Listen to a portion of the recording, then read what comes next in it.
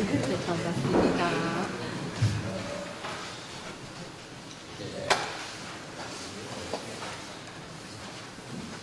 정식으로 이 탄상했으니 이제 3주 만에 쓴 거예요, 그죠?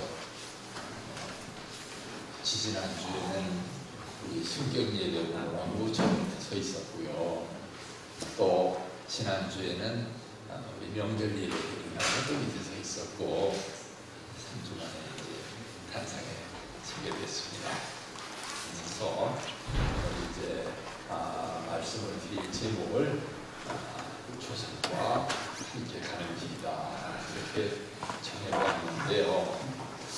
왜 이런 제목을 정했는가 하면은 여기 저보다 훨씬 연세 많으신 분들도 계시는데 제가 이런 생각이 요즘에 들었기 때문이에요. 왜 이런 생각이 들었는가 아닙니다.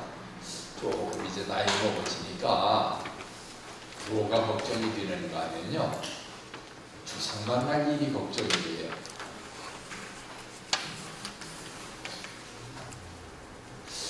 나한테, 참 여러분들도 다 마찬가지겠지만 나한테 이렇게 참 좋은 신체적인 조건을 주신 그 조상님들이 계신데, 그 조상님들한테 내가 인생을 조상님들이 좋은 몸을 주신 것만큼이나 잘 살았는가, 그런 걱정이 자꾸 이제 앞서는 것입니다. 살다 보니까 이 나이 먹으면서 이제 두려워지는 것이 여러 가지가 있는데요.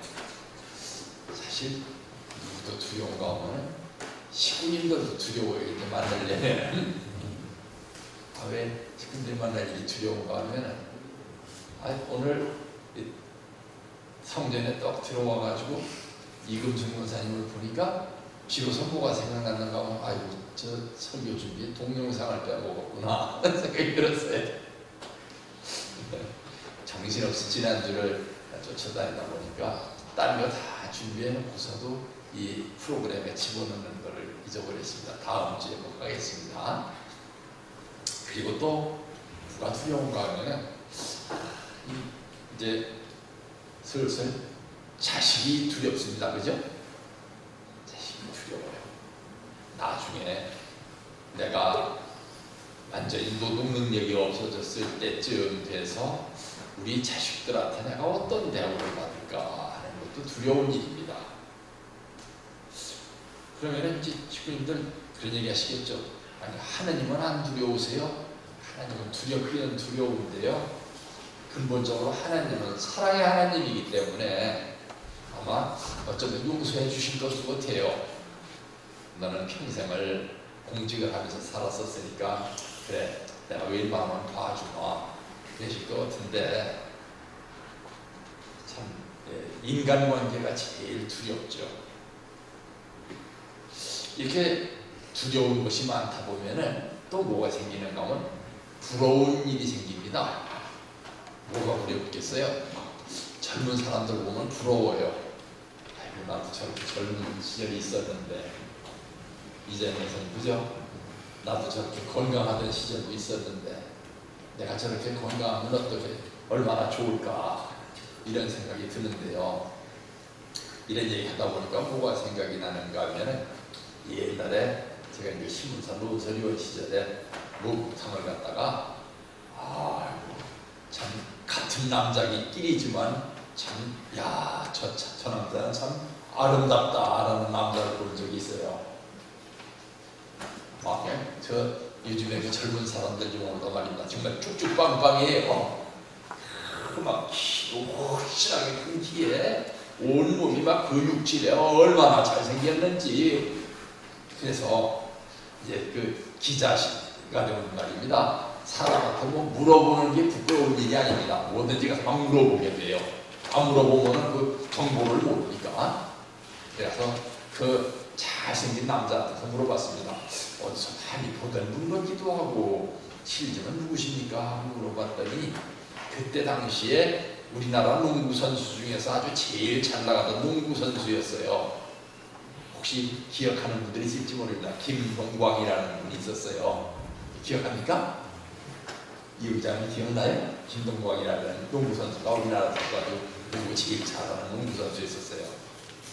그 사람이 이제 전 김동광인가 그래.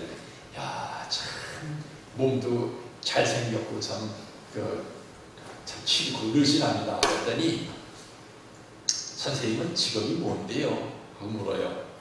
그래서 저는 또 가까운 데 있는 신문사에 노소연입니다. 그랬더니 그 사람이 하는 얘기 뭐라 그랬는지 아세요? 저 노소연님, 전 말입니다. 몸으로 먹고 사는 사람이에요. 그래서 말 이해가십니까? 운동선수니까 몸으로 먹고 살잖아요. 그런데 몸으로 먹고 사는 사람이 몸 좋은 거를 머리로 먹고 사는 사람이 부러워하면 되겠어요? 굉장한 충격을 받았어요. 뭔가 이렇게 참 뭐랄까 그래서 계시를 받는 것 같은 가르침이더라고요. 우리가 세상 살면서 말입니다. 참 부러운 사람 많습니다. 그죠? 돈 많은 사람도 부럽고 뭐 명예가 있는 사람도 부럽고 잘생긴 사람도 부럽고 뭐 건강한 사람도 부럽고 여러 가지 부럽지만 그 사람들이 보기에는 말입니다. 또 내가 부러울지도 몰라요. 그죠? 야, 저분은 얼마나 저는 머리가 좋아가지고 나같이 이렇게 땀 흘려 뛰지를 않고 책상에 앉아서 글만 쓰고도 먹고 살까? 야, 부럽다. 그럴지도 모르겠다는 생각이 들었어요. 그러니까 마음 가운데 비로소 뭐가 생겼느냐? 제가 그때까지도요, 참 건강한 사람을 부러워했었는데, 야, 건강한 사람 부러워하다 보니까 누가 슬금슬금 원망스러운 생각이 들었었는가 하면은 조상님들이 원망스러울 때도 있더라고요. 아니, 나는 왜 이렇게 좀 건강하게 태어나지를 못했나? 그런 부러움이 있었는데, 조상에 대해서도 이제 원망을 하면 안 되겠구나. 조상이 좋은 머리를 준 것도 감사해야 될 일이지 꼭 좋은 몸만 줬다 해서 원망하면 되겠는가, 이런 생각을 했습니다. 그리고 그 뒤에 생각하게 된 것인데요. 머리가 좋다는 건 말입니다. 자기가 잘나서 그런 게 아니에요. 그죠? 머리가 좋다는 거는 솔직히 말해서 조상 잘 만나는 거예요. 조상을 잘 만나가지고 조상이 영계에서 좋은 역사를 해주니까 머리가 좋은 겁니다. 은주씨 그렇죠? 그런 생각 안 들어요? 은주씨 참 그런 생각 안 들어요? 머리가 좋다는 거는 조상을 잘 만났기 때문이에요. 이 머리가 좋아도 말입니다. 그 어떤 사람들은 연기에서 협조를 안 해주면은 머리가 좋아도 생각나야 될 때 생각이 안 나는 거예요. 그러면은 무슨 시험 같은 거 봐도 자꾸 떨어지는 거예요. 머리가 좋아도. 그러므로 우리가 세상을 살아가면서 범사에 감사해야 된다는 것이 어떤 것인가 하는 것을 새롭게 생각하게 되는 것입니다. 그렇다. 난 참 조상을 잘 만나서 이런 좋은 여건 가운데서 살고 있으니까 나는 조상한테 참 감사해야 된다 하는 생각을 하고 살아야 된다 하는 것입니다. 그러므로 사람은 자기가 잘나서 자기가 똑똑해서 뭐를 잘한다고 생각할 수도 있지만 조상과 함께 가는구나 하는 생각을 해야 돼요. 그래서 오늘은 조상과 함께 가는 길이라는 말씀으로 생각해보는 그런 시간을 가졌는데요. 먼저 여러분들이 궁금해하는 것을 좀 말씀을 드리고 시작을 할게요. 지금 이제 우리 이은상 장로님 나오셔서 기도하는 것 말씀하셨지만 이제 꼭 일주일 남았습니다. 그죠? 뭐가 차원에서 전진제 행사를 하는데 그럼 지금까지 돌아다니면서 봐보니까 참 활동하기 힘들어요. 그래 전문용 의사님 그죠? 힘들어요. 왜 힘든가 하면 가서 사람 만나보니까 전부 뭐라는가 하면은 이번 일요일이 시제에 제일 좋은 때래요. 그래가지고 전부 집집마다 시제 지낸다고 거기 가야 되니까 못 간다는 거예요.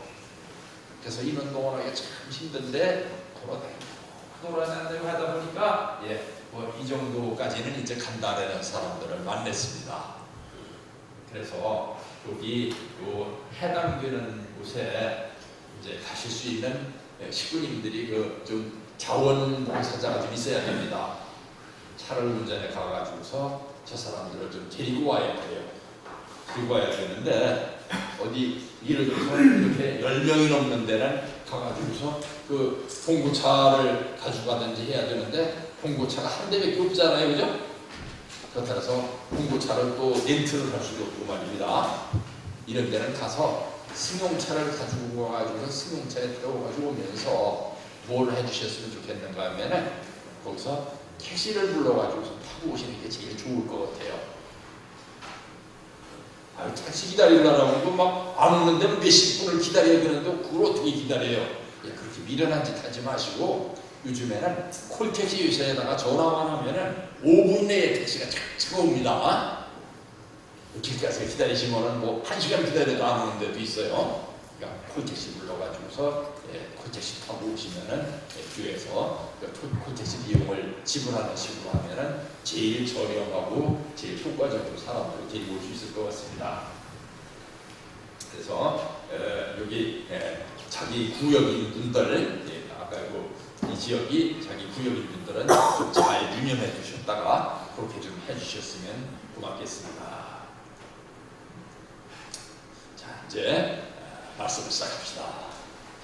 성경 말씀 가운데 히브리서라고 하는 성경은 사도 바울이라는 사람이 썼을 것이다 라고 이렇게 추측되는 성경인데, 이 신약 성경 27권 중에서 제일 역사적인 문제를 많이 다루고 있는 책이에요.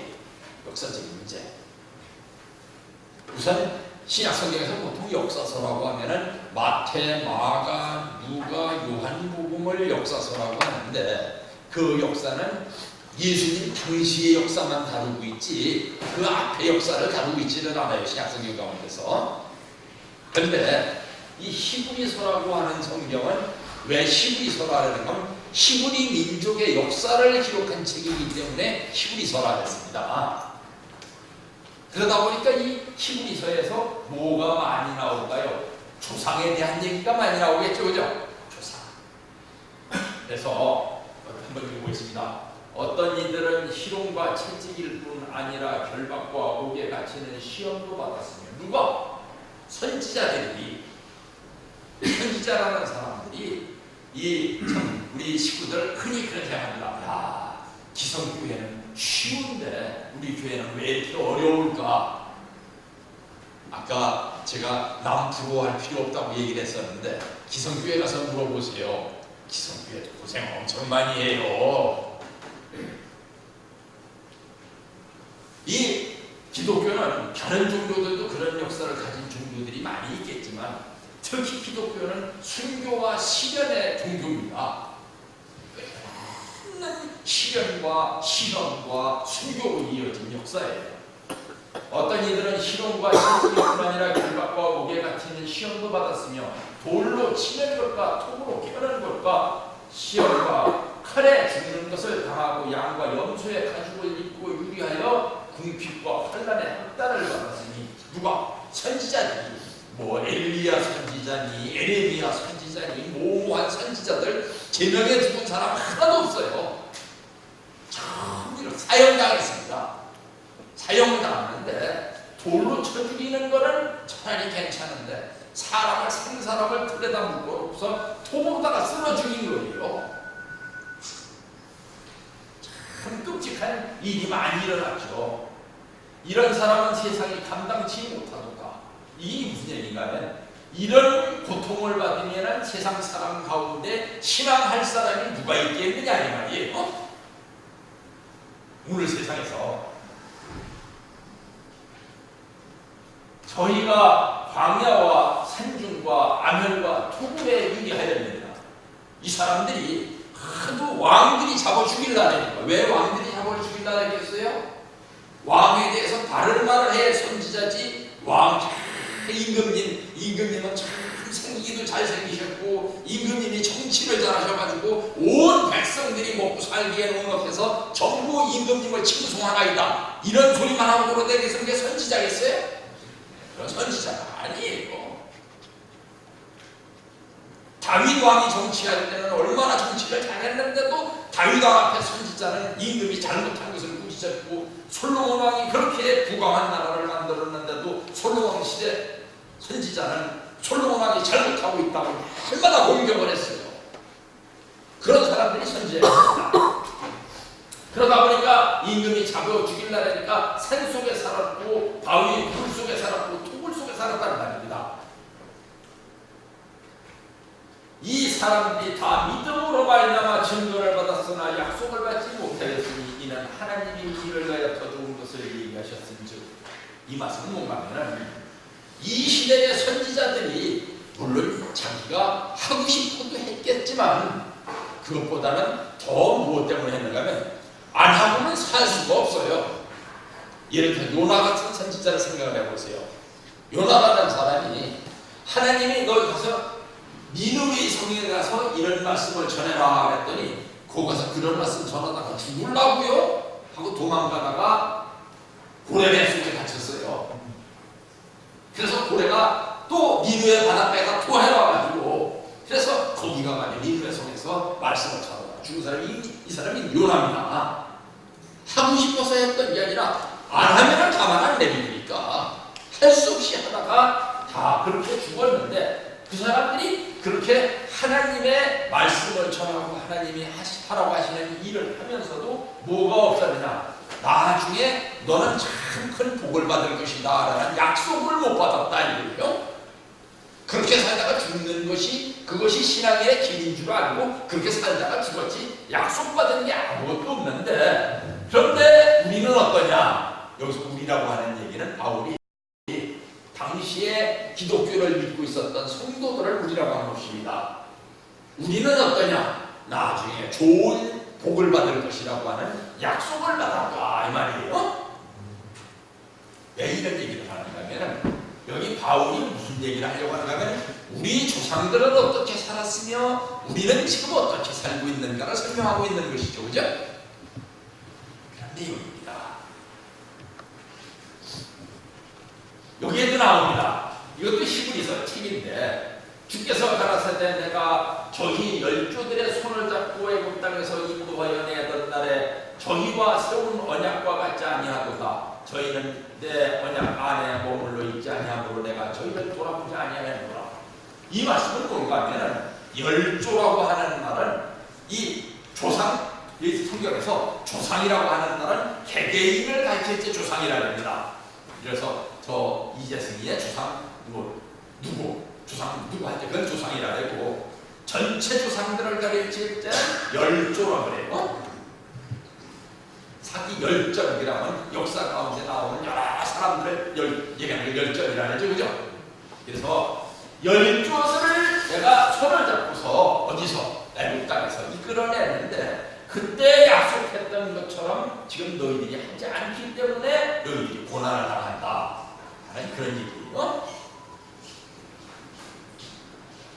사람이 원리와 원칙에 입각해서 어떤 길을 어려운 길임에도 불구하고 꾸준히 한 방향을 향해서 나아가면은 그래도 희망이 있습니다. 그죠? 네. 거기는 반드시 결론이 나오기 때문이에요.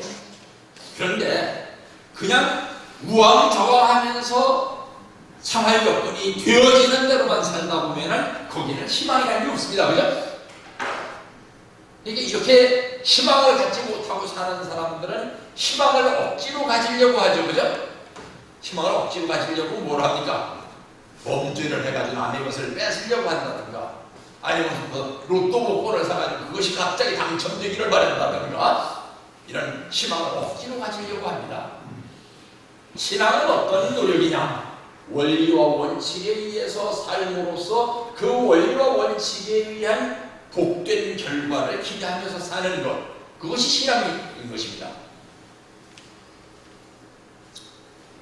어떤 사람들은 특히 이제 요즘에 기성기독교가 그렇죠. 조상이라는 말을 평생 쓸란 거예요. 그런가 하면 이 기독교라는 것이 처음 생겨났었던 땅인 이스라엘 땅에서는 이렇게 조상이라는 말을 귀하게 여겼는데 이게 유럽으로 갔다는 말입니다. 정말 그렇다 보니까 유럽이라는 데는 제사를 안 지내거든요. 그러다 보니까 조상이라는 걸 그렇게 중요하게 안 보니까 유럽을 거쳐서 온 기독교가 정통 기독교인 줄 알고 잘못 살고 있는 기성 기독교에서는 조상에 대해서 제사를 지내는 거 이런 거를 뭐 우습게 여기는데 그렇지 않습니다. 원래 유대교는 조상에 대해서 아주 끔찍이 섬겼었던 그런 종교였어요. 그것이 유럽으로 거쳐서 동양으로 다시 되돌아왔는데 동양의 기독교가 제사를 안 지내려고 한다. 그거는 잘못된 것입니다. 성경 가운데 한번 봐보겠습니다. 신구약을 통합해서 조상이라는 단어가 168회에 등장합니다. 컴퓨터가 있으니까 이걸 할 수 있는 거예요. 내가 다 알고 있어서 이본 것이 아니라 그때 조상이라는 단어가 몇 번 나오느냐 딱 쳐보니까 168번 나오더라 이거예요. 그러면 신약에 신구약에 통합해가지고 열조라는 말은 몇 번 나오느냐? 열조가 조상보다 꼭 2배 더 나옵니다. 그리고 이 조상이라는 말은 이런 말이고 열조라는 이런 뜻이에요. 자, 다시 한번 그 열조라는 말을 어디에 썼는가 한번 봐보면은 여호와께서 아브라함에게 이르시되 너는 정령이 알라 네 자손이 이방에서 객이 되어 그들을 섬기겠고 언제? 아브라함이 그 잘못 제사를 지내가지고서 제사 잘못 지내는 것 때문에 그 후손들이 지금 고난받을 얘기를 하고 있는 거예요. 그들을 섬기겠고 그들은 400년 동안 네 자손을 괴롭게 하리니 그 섬기는 나라를 내가 징치할지며 그 후에 네 자손이 큰 재물을 이끌고 나오리라. 그 땅에 들어가가지고서 아주 고난을 겪겠지만 나중에 그 땅에서 엄청난 재물을 가지고 나올 것이다. 너는 장수하다가 평안히 조상에게로 돌아가 장수될 것이요. 너는 나중에 조상에게로 돌아갈 것이다. 그럴 것이요. 네 자손은 4대 만에 이 땅으로 돌아오리니 이는 아무리 육속의 죄악이 아직 관념치 아니하니라. 이게 무슨 말씀인가 하는 말입니다. 우리가 세상에 살면서 야 어떤 사람은 저렇게 악질인데 저 사람은 이제 아직도 벌을 안 받는가 몰라. 저 사람 어머니가 죽었다는데 좀 죽을 때 데리고 가지 왜 저 사람 이런 인간을 남겨두고 가서 뭐 이런 얘기를 하는데 그 사람의 죄가 아직도 관념치 아니하니까 이거예요. 그 사람이 지은 죄보다도 지금까지 살아온 역사가 이 나라 앞에 한 것이 더 많기 때문이다. 이거예요. 쉽게 얘기하면. 자, 또 한 번 상세히 보겠습니다. 이삭이 나이 많고 늙어 기운이 지나임에 죽어 자기 열조에게로 돌아가니 그 아들 예수와 야곱이 그를 장사하였더라. 사람들이 이스라엘 사람들은 죽으면은 그냥 죽는다고 하지를 않고 뭐라고 얘기를 했는가 하면 자기 조상에게로 돌아갔다. 자기 열조에게로 돌아갔다. 이렇게 이야기를 하였다는 것입니다. 이제 아버님 말씀을 읽어보겠습니다. 정성이란 뭐냐? 어제도 오늘도 내일도 아무런 실적이 나타나지 않더라도 똑같은 일을 바보처럼 반복하는 것이다. 이게 뭐라고요? 이게 신앙이다 이 말입니다. 지금 내가 열심히 기도를 했는데 지금 내가 뭐 하늘 앞에 저 헌금도 많이 했고 일요일날 예배 한 번 빠진 적이 없고 교회에서 하는 날도 한 번도 빠진 적이 없는데 내가 왜 아직도 이렇게 복을 받지 못하고 이 땅에 살고 있어? 이렇게 생각하면 안 된다 이거예요. 좋은 결과가 나타나지를 않더라도 똑같은 일을 바보처럼 계속 반복하다 보면은 악이 내 마음속에 관념한 상태로 있다. 관념한다는 얘기는 관자는 꿰 관자고 영자는 찰명자예요. 꽉 찼다 이 말이야. 악이 꽉 차있던 악이 조금씩 빠져나가기 시작하고 그 대신에 그 자리에 선이 조금씩 쌓여가지고 선이 관념하게 될 때에 내가 복을 받게 된다 이 말이에요. 그러므로 그 나라를 위해서 내가 끊임없이 정성을 들이는 것이 중요하다. 그래서 참 다른 얘기를 하고 넘어갑니다만 우리 흔히 도순이 진보니 얘기하면서 왜 고수라고 하고 왜 진보라고 하는지도 모르고 도수 진보라는 말을 요즘 사람들이 막 씁니다. 도수라는 것은 특징이 뭔가 말입니다.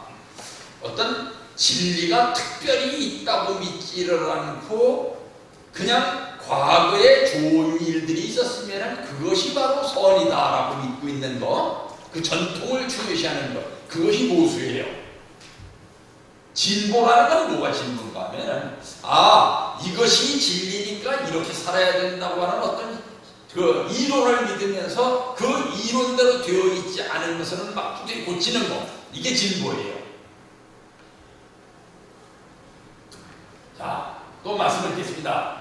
이 시대는 조상의 해원을 통해서 참 부모님이 영계까지 완전히 구원할 때로서 영계와 지상의 총체적인 복귀선리가 완전히 결실할 시기라고 하는 것을 여러분은 확실히 알아야 합니다.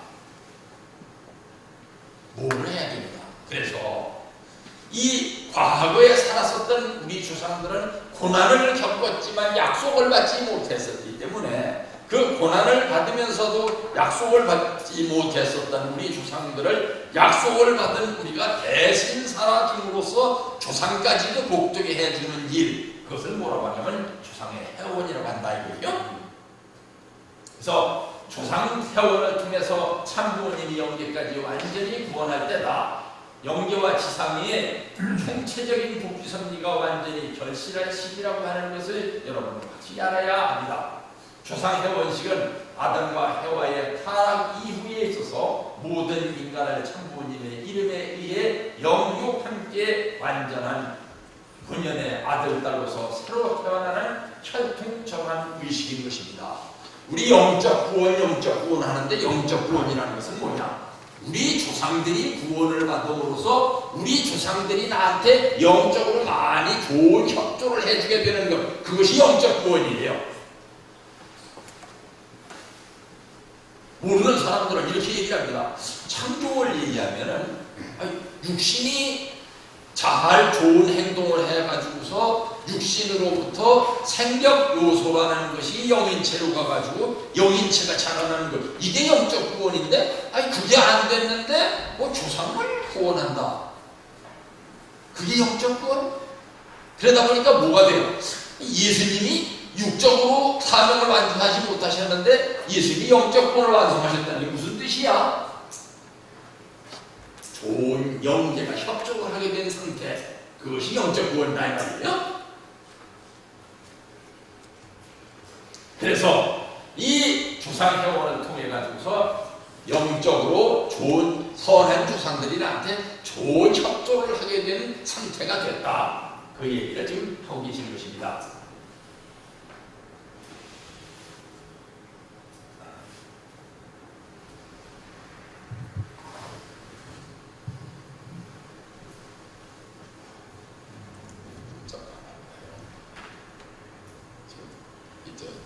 컴퓨터가 영적 구원을 못 받은 모양이네요.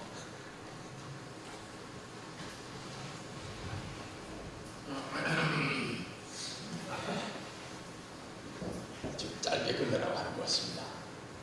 지금 이제 뭐에 대해서 말씀을 드리려고 하는가하면 지금 여러분들이 우리 교역 승격 예배를 보신 다음에 교회 단상이 좀 달라졌죠, 그죠? 앞에 모셔놓았었던 존영이 어디로 가고 있고, 참고님 앉으셔야 할 의자는 이쪽으로 옮겨졌고, 이 티테이블에는 뭐가 모셔져 있습니까?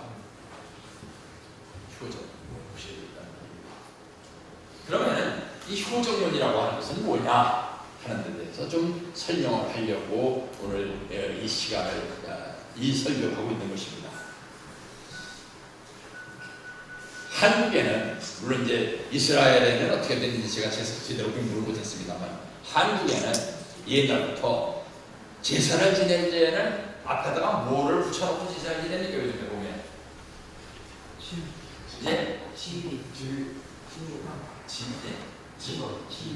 지휘라고 해요. 보통 지방이라 해죠, 그죠? 지방이라는 거를 써붙여서 이렇게 놓고 지내서 지내는데, 그거는 지방은 언제 나오는가 하면 이 전쟁이 일어나서 막 이동을 할 때 신주를 어디 잃어버려가지고서 찾지를 못할 때, 그럴 때 이 종에다 써붙여는 이제 그 가난한 사람들이 하는 거고, 원래는 신주라는 게 있습니다. 신주라고 하는 것을 이 돌에다 잘 깎아가지고서 지방에 나와 있는 내용을 돌에다가 새겨가지고서 그걸 이제 신주라고 하는데, 신주를 그러면은 어디다가 모시고 있느냐?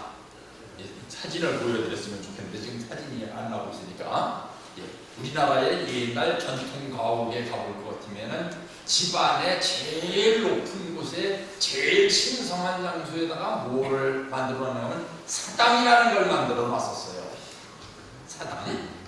사당이 있었는데 이 사당에 그 신주를 모셔놓고 있습니다.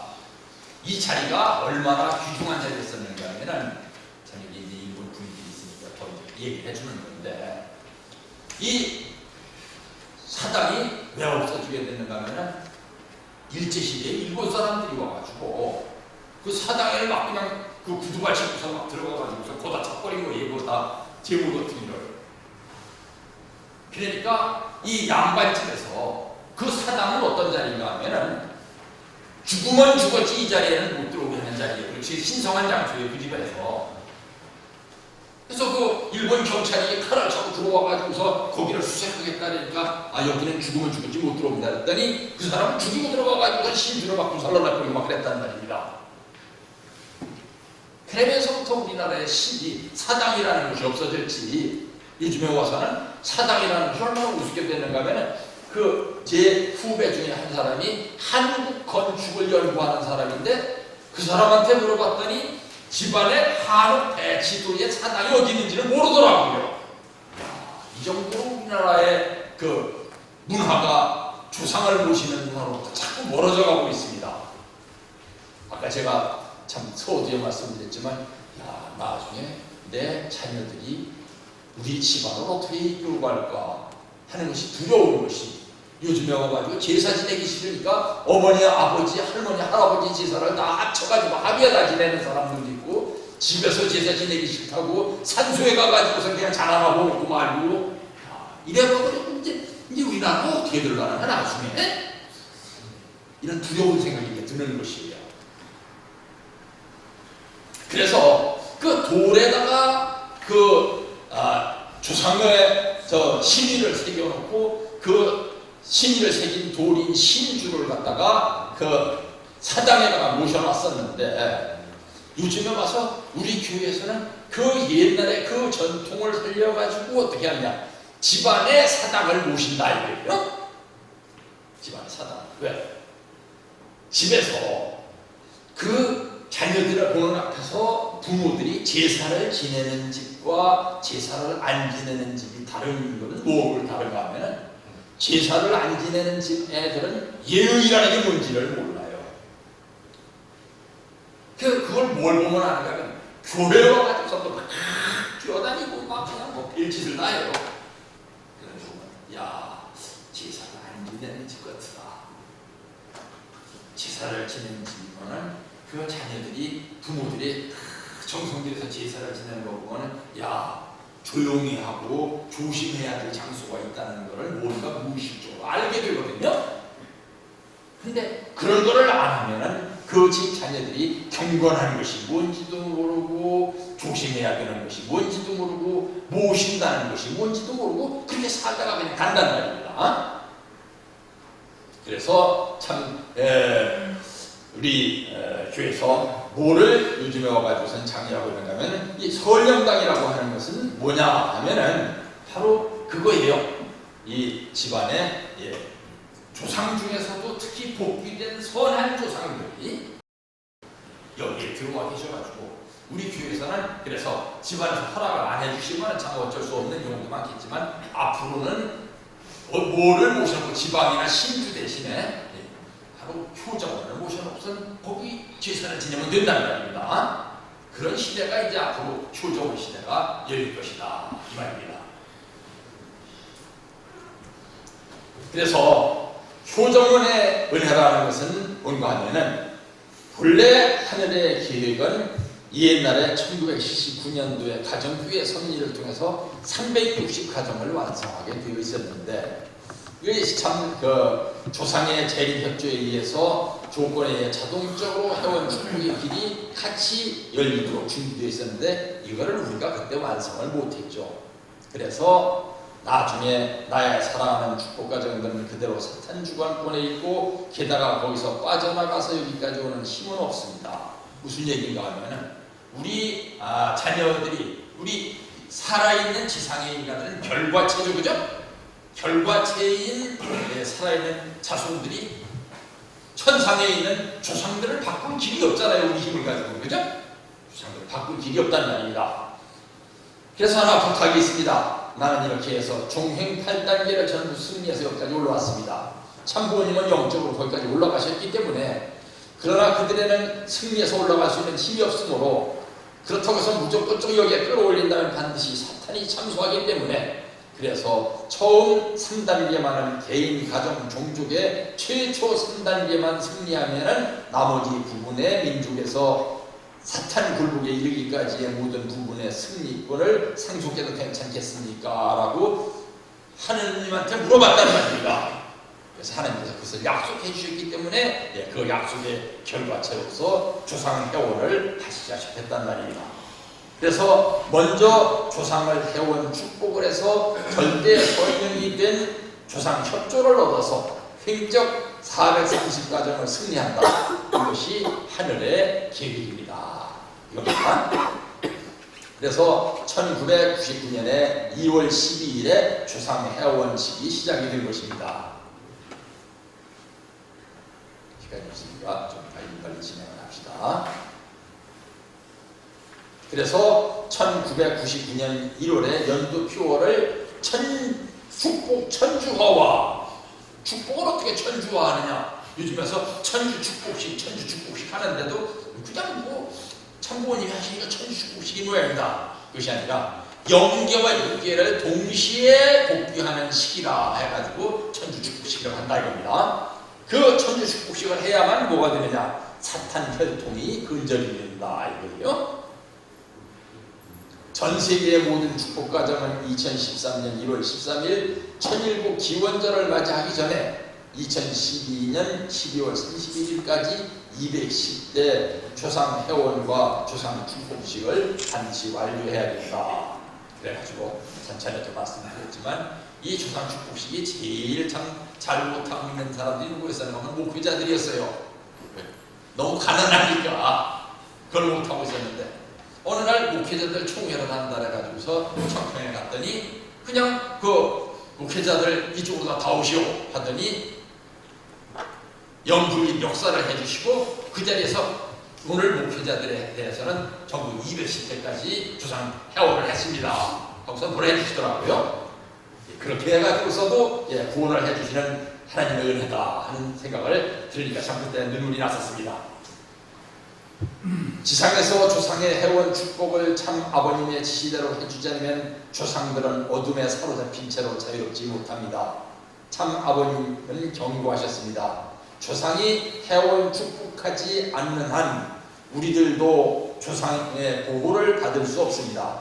조상이 해원 축복되면 이 세상에서의 영적, 육적 문제, 질병, 사고나 가정 불화 등 많은 문제는 절대 성령의 개입에 의해 해결되어서 지켜줍니다. 해원하고 축복을 받으면 210대 조상이 하늘에서 밝고 빛나고 그 빛은 넓혀집니다. 조상을 해원 축복하는 책임을 다하지 않아서 많은 문제가 발생합니다. 참 농담 같은 제 얘기합니다만 제가 농담이니까 제 얘기하자면 농담이 아니에요. 무슨 얘기가 하면 나이가 먹으면 점점 더 생각하는 게 어린애 같아져요. 어린애 같아지는 이유는 뭔가 그렇게 살다가 영계에 가면은 말입니다. 이 지상에 살고 있을 때는 사람이 마음먹은 거하고 행동하는 게 다른 사람들이 많습니다. 그죠? 속에다가는 A라는 생각을 하고 있으면서 몸은 B라는 행동을 하고 있는 사람들이 많단 말이에요. 지상에서는. 근데 영계에 가면 그런 게 없어져요. 영계에 가면은 마음먹은 그대로 행동을 합니다. 그러니까 영계는 어떤 얘기했어요. 투명한 세계죠, 그죠? 남을 숨기지도 못하고 마음 먹은 대로 그대로 다 드러나는 세계예요. 왜 이런 얘기를 하냐면 영계에 있는 이 조상들은 말입니다. 자손들이 뭘 잘못하면 그걸 사랑으로 품어줄 줄을 몰라요. 아, 저 자손이 잘못하고 있구나. 바로 옆에 가서 징벌이 내려지고, 야, 저 자손이 잘하고 있구나. 그러면 바로 가서 축복이 내려지고, 이렇게 영적 협조라는 것이 이루어지기 때문에 영계가 해방되지 않고 조상이 회원되지를 않으면 우리가 아무리 잘 살려고 노력을 하더라도 잘 풀리지를 않아요, 일이. 그래서 어렵기 때문에 조상 회원을 하라고 하는 것입니다. 그래서 영계의 환경권을 넓혀가야 됩니다. 하늘 부모님과 참 아버님의 백성이 많아져야 된다는 것입니다. 그것은 지상에 있는 여러분들이 책임을 다함으로써 아버님께서 전 세계적으로 선미 역사를 더 활발히 진행할 수 있게 된다는 것입니다. 그래서 영분립 역사를 하고 조상 회원을 하고 조상 축복을 해야 된다는 말씀입니다. 신종족 메시아의 중요한 3대 사명은 첫 번째 조상을 복귀하는 것입니다. 두 번째 고향을 복귀하는 것이고 세 번째 하늘 부모님과 동거하는 것입니다. 이게 신종족 메시아의 중요한 3대 사명이다 이겁니다. 우리가 생각하기에는 두 번째가 첫 번째일 것 같죠, 그죠? 네, 두 번째가 첫 번째가 아니라 지금 얘기하는 조상을 복귀하는 것이 첫 번째고, 두 번째가 고향을 복귀하는 것이고, 세 번째는 하늘 부모님과 동거하는 것이다 이 말이에요. 앞으로는 참 부모님과 일치가 되면 기적이 일어납니다. 기도하고 정성을 들이면 스스로 문제를 해결할 수 있습니다. 그러한 영적 기반이 준비되어 있습니다. 앞으로 영계는 자동적으로 되어지는 시대입니다. 21년간 기도와 정성 기대 속에서 자동 시스템이 만들어졌습니다. 참 아버님이 영계에 가셔서 천상과 지상의 체계를 완전히 정리해 주셨습니다. 지상과 천상은 이제 일체입니다. 절대 선녀들이 사는 왕궁이 바로 효정원이다 이 말이에요. 어디 우리 가정에 절대 선녀 조상들이 와가지고서 우리와 함께 사는 곳. 그래서 우리가 잘하면 조상들의 영들도 그만큼 더 성장을 하고, 그만큼 더 성장하면서 조상들이 또 더 복을 받고, 이러면서 같이 조상들과 같이 가는 길이, 그것이 바로 앞으로 신앙길이다 이런 말씀입니다.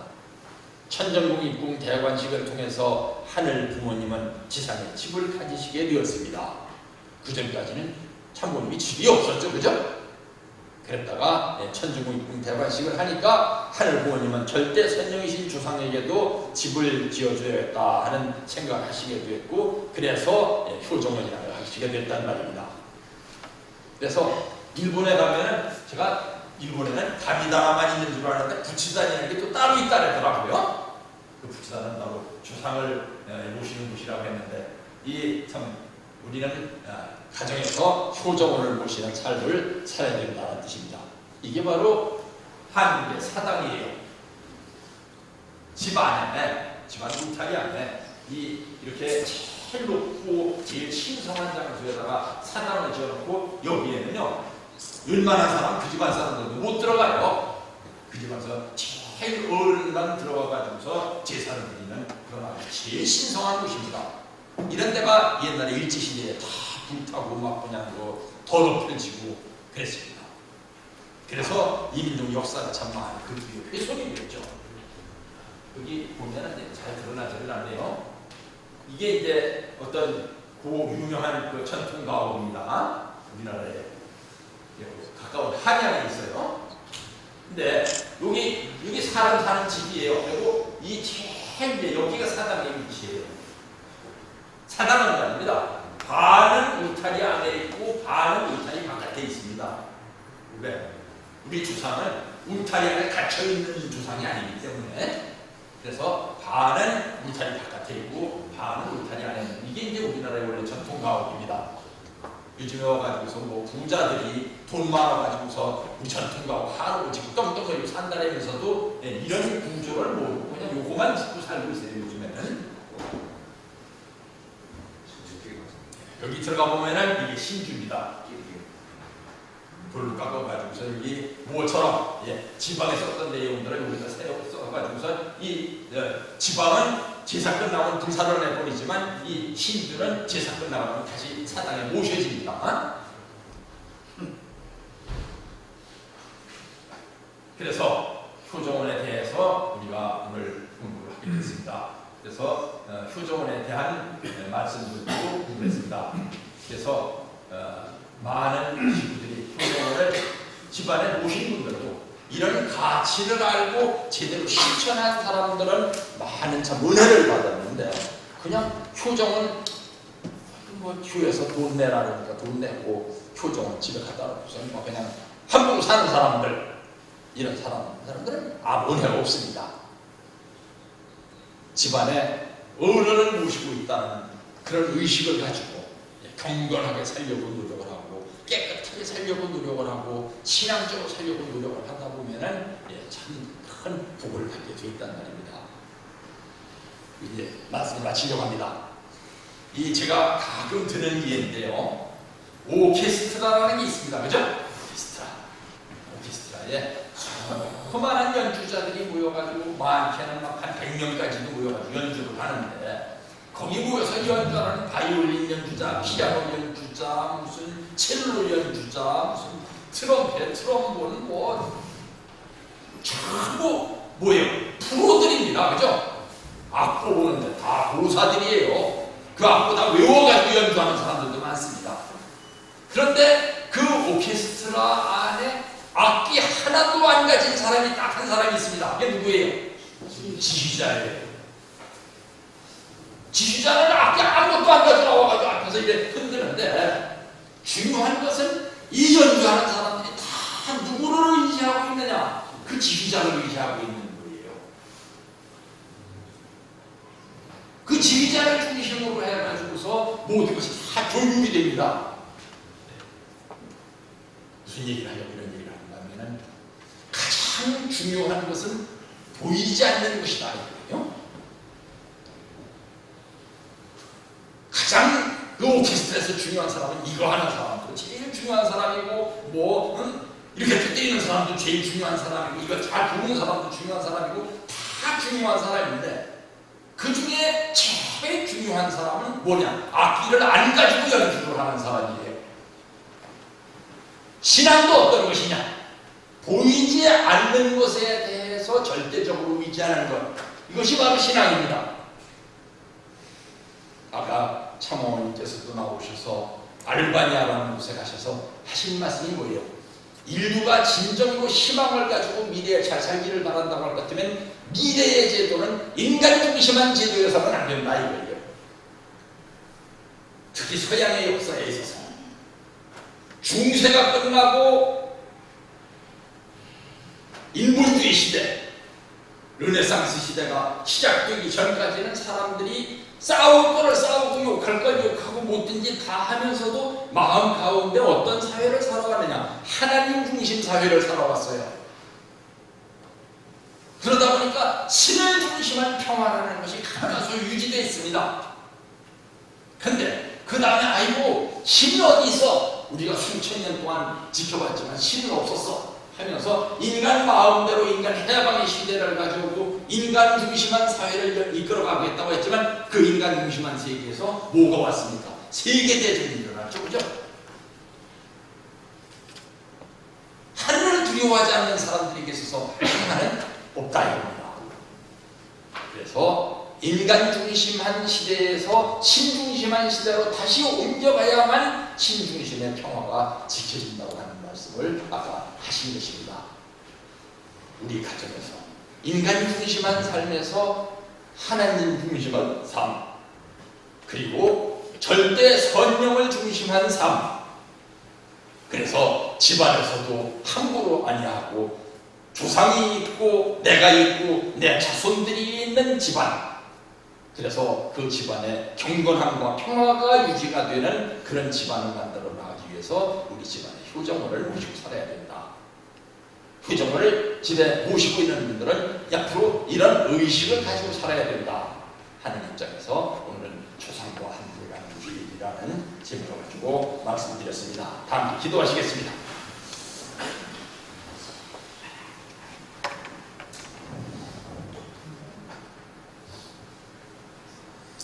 하늘공원님, 천지창조원님, 오늘은 주상과 함께 가는 길이라고 하는 제목을 가지고 우리의 신앙을 뒤돌아보는 시간을 가졌습니다. 진정으로 하늘을 두려워, 주상을 두려워, 또 자성을 두려워하는 삶을 사는 가운데서 경건한 삶이 되도록 인도하여 주시고, 미래에 언젠가는 결론이 나오고 복받을 수 있는 날을 기약하며 살 수 있는 우리의 삶이 되도록 인도하여 주시기를 빌원하면서 이 모든 말씀을 축복 중심 가정 이재승의 이름으로 보고드려 싸움나이다.